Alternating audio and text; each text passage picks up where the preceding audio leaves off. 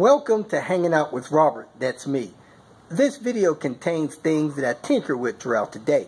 For step-by-step detailed instructions of those tasks, you can click on the links in the comment section below. I plan on leaving this video accessible for about 30 days. After that, you can view it through my Patreon account. This video also has tips and tricks that I've learned over the years. So, thank you very much for watching. I got this Power Pack 300 boost pack from my cousin and plugged it in. Wasn't working. It was making funny clicking noise. Wasn't charging. Read something online, if you try to use it with the charger plugged in, it destroys the charger. So I ordered another one online. That's the one I had. That's the one I got. Plugged it in. It's not making any weird noise. And it has a green light or red light on for charging. So let's leave this thing charged for 24 hours. See if it charges up and works. It's about 4:30 in the afternoon. I think I got a couple of hours of daylight left. I'm going to go and try to put Panther back together. Got an AFR gauge to put in it. A couple other things going on.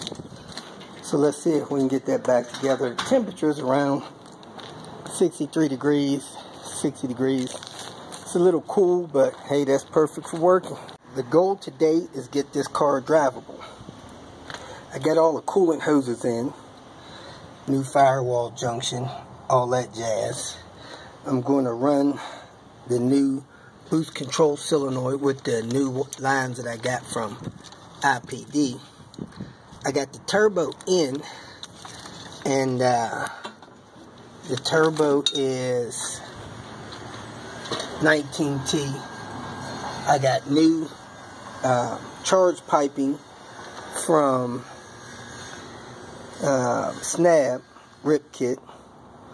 Got to put my drain tube on my turbo.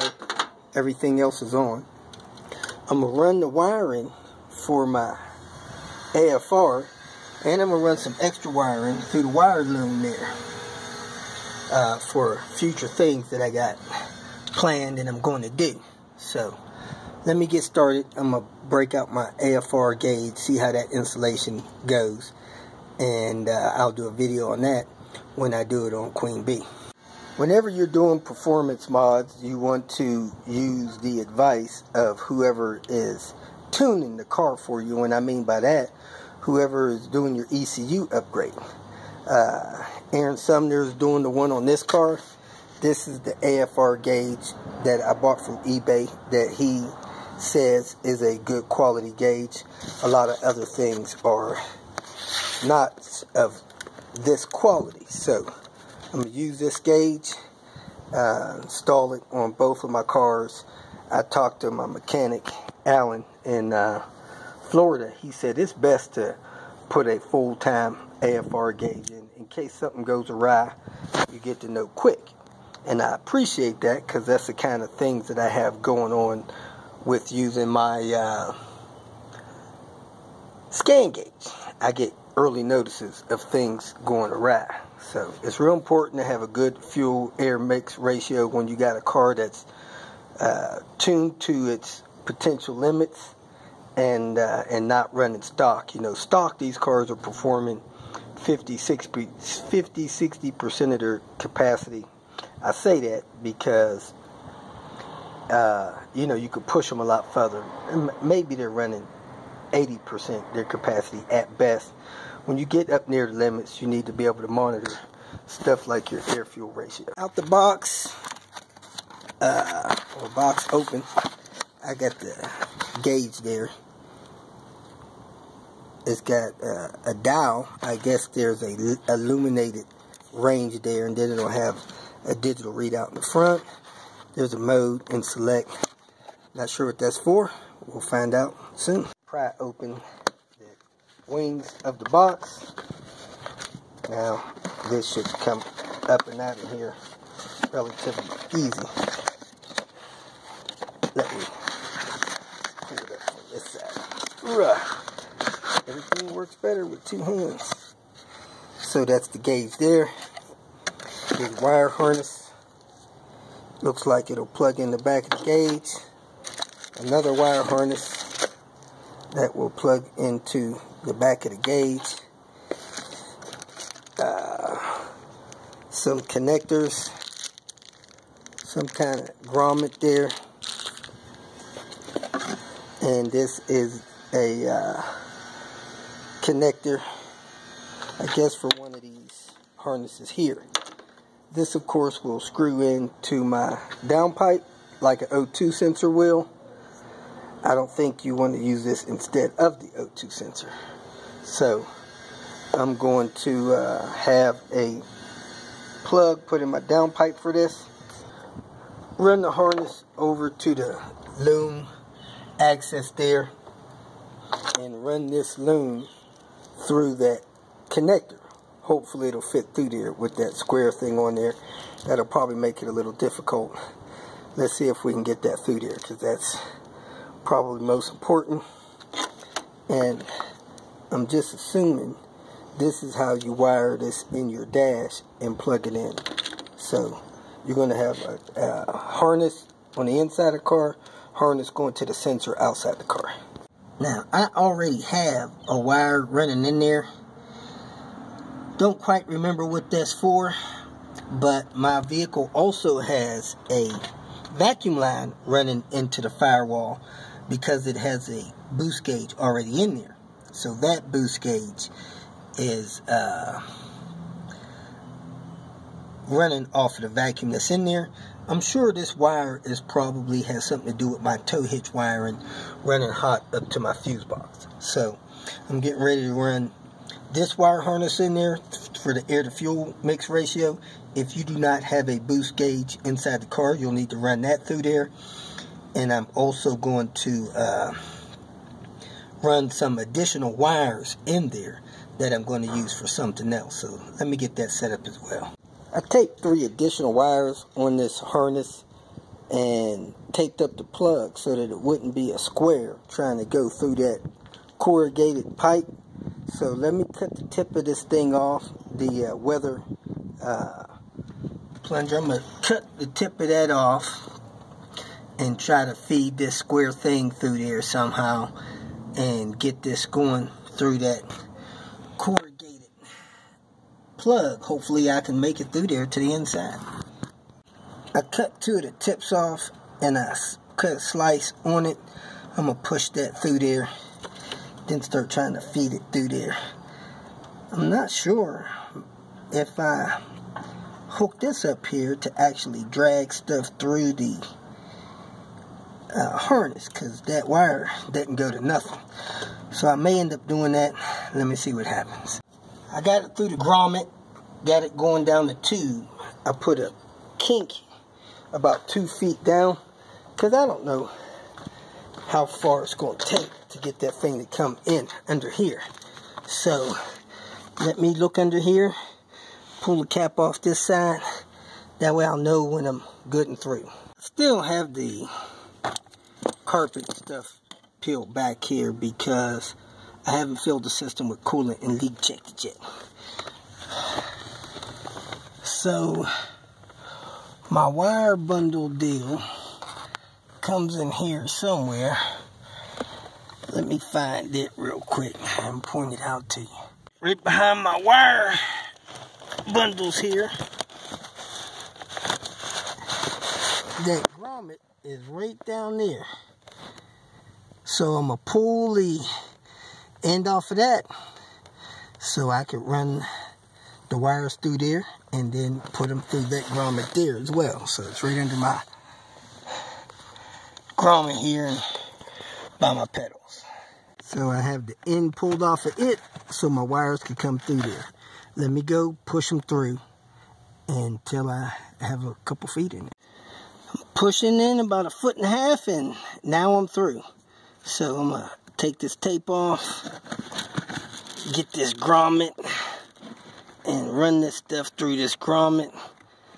And I'll have my wires inside the car. There appears to be another wire loom inlet right there that you can go through if you like. I'm not sure what's going through there right now, but that's the access on the passenger side. I'm going to pull the rest of this wire inside the car. I think I'd rather have this stuff stowed inside the car than out here in the elements of the engine compartment. So I'm going to pull that in. I'm going to tie these out here. I'm not sure what I'm going to use these for. Probably in the future I may do different testing with these. So I'm going to leave these out here. Wrap them up, zip tie them to this brake controller or something so that they're out of the way. So let me go get a zip tie and do that, and pull this other wire here inside the car. So I have all the wiring where I want it. Zip tie that against there, out of the way. Now let me go ahead and put in my rip kit. My coolant hoses on, got my snap rip kit installed, all the clamps are on it. Now I'm going to put the intake tube on, make sure nothing is in the intake of that turbo. I looked at the top of it, didn't see anything. Everything looks clear down here. I'll go ahead and spin that again, and then I'll fill it up with coolant, hook up my battery after I swap out my computer. Actually, before I put this pipe on, I should have replaced my fuel injectors, put my green fuel injectors on. So let me take this over the engine pipe back off and put on my green injectors. I had white injectors in here, T598 tune, so I'm going to switch to the green. There's dirt blowing on this one injector for some reason. Not sure what that is all about, but let me go ahead and get these injectors pulled out and replaced. Probably a seal up in there. I gotta make sure I don't lose. Green injectors in, the rail is locked down. None of them had those upper seal pads. Now I'm making sure each one of my plugs still has its white electrical plug insulator. You can put dielectric grease on them if you want.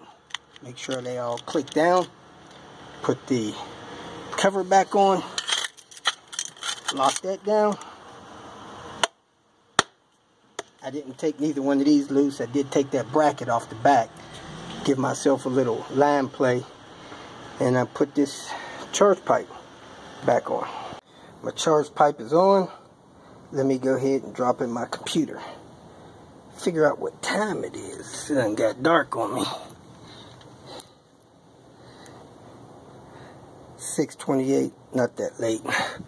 I'll go ahead till 7, so I'll probably start it tonight. So let me pull this cover off, swap out the ECU, put my intake piping on, and connect my battery, put my air box in, and fire this thing up.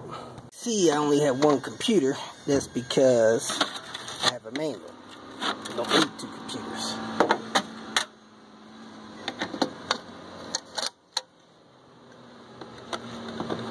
Push the computer down in its track. Lock it in place. Now I got to connect the vacuum line from here over to my vacuum tree. And this has to be in the right position before I start the car. So let me figure that out. Kind of forgot about that boost line needing to go from there to my vacuum tree. So I'm probably going to run it along here under my latch, across here, down where these are, and plug it into a vacuum port on here somewhere. I'm going to have to get a cap because now I'm going to have something capped wrong.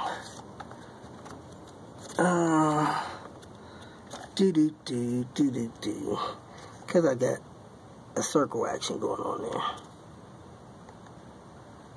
Put my intake piping on. I'm going to go ahead, unplug this BCS, and put the TCV on there. Run your turbo lines and connect them to your BCS. Put you a good quality zip tie on them or put the clamp on them. You do not want those things coming off. So I'm zip tying mine. I have lost my light, and there's a couple things I need to find on top of connecting the turbo drain. So I'm not going to finish this and start this car tonight. I'm going to go ahead, wrap it up, put my tools away, finish this tomorrow. That's all I got for tonight. Thanks for watching. If you feel that this information was useful, please like it and share it with your social media friends. You can subscribe to my channel so that you will get notifications of future videos that I post. You can follow me on Twitter, and if you need to contact me directly, please visit my website. And if you have any questions, leave them below, and someone or myself will reply to them. Again, thank you very much for watching.